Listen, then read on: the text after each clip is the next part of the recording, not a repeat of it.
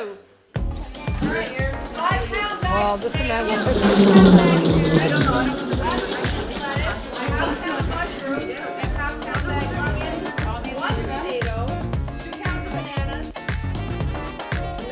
All right, who's taking the inaugural piece?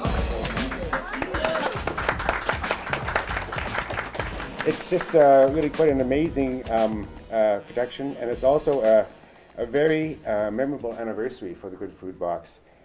The Good Food Box is a community-based initiative where anybody can order fresh fruits and vegetables at the beginning of the month and then pick them up on the third Thursday of the month from a host site. People go to order, and we have host sites from Napanee to Gananoque and from Kingston to Cloyne. So basically, it's a way to save money, eat healthy, and have fresh produce in the middle of the month.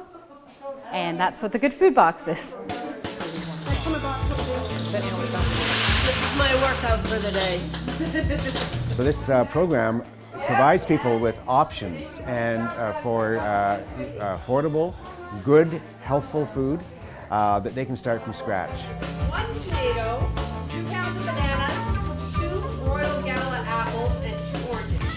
So people actually purchase the Good Food Box. So they pay an amount at the beginning of the month and take delivery of it the third Thursday of the month. So people are actually purchasing and paying for it themselves. A lot of the volunteers who may be using it to spread their food dollar a little further actually come and help pack and are part of it. So it's a really dignified approach. It's very equitable, and it's not like a handout, it's much more of a hand up. So you want to put 2 in this? Oh, so we have extra yams. Maybe we Extra everything. So maybe we can put yams in the small as well and give people a bonus this month. Well, that would work. Yeah. Volunteers are essential to make this work because we pack close to 350 boxes a month, and it takes about 20 volunteers on a packing day. We start at around 8:30 in the morning. Volunteers come, and we usually have coffee, and somebody makes muffins, and it's very much a community feel to this operation. Okay. No, put it in your belly. The Good Food Box is meant to be accessible to anyone in the city. It's like a bulk buying club, so anyone can purchase it, and savings are passed on to the consumer. It's really a really dignified way of being able to get more access to fresh fruits and vegetables for anyone.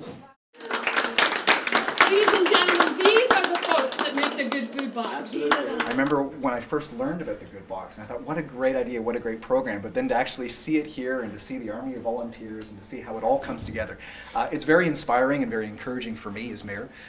We consider the Good Food Box the best kept secret. A lot of people think that it's intended, it's an income tested program. It's not at all. It's a bulk buying club, which makes it accessible to anyone.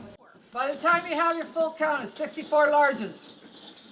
I'm the front door coordinator to make sure everything's done, as well as I'm the chairman of the board of the Good Food Box right now.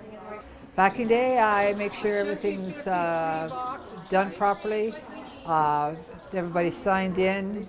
When we're all done, make sure Diodatos has been called to come pick up the extras and whatever. Just a coordinator, doing everything. I don't have any real specific job. I just do everything. So you got everybody, guys? The Good Food Box would not exist without volunteers. Volunteers help on a multitude of levels.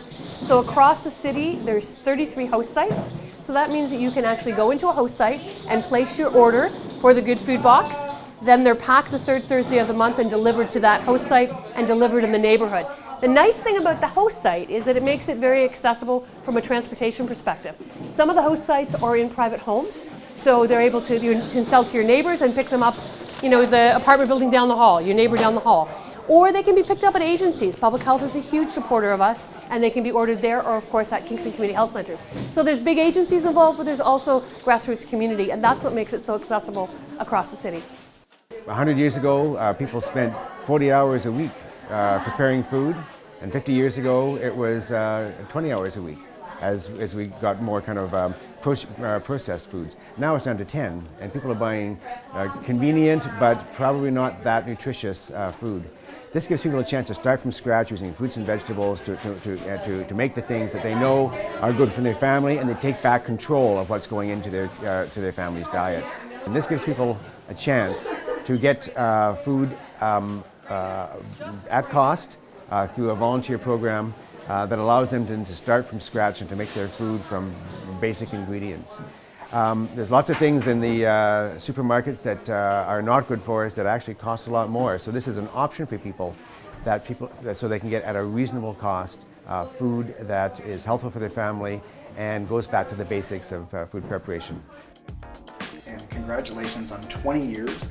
Honestly, you helped to make our city a smarter, a more livable, and a better place. So thank you very much for that.